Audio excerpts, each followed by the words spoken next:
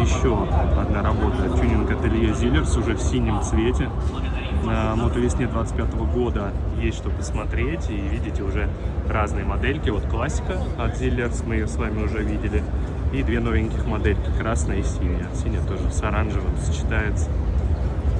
Какие детали, все как подогнано. Ну, такая вот, ребята, красота. Есть что посмотреть от Zillers Garage. Такой у них стенд.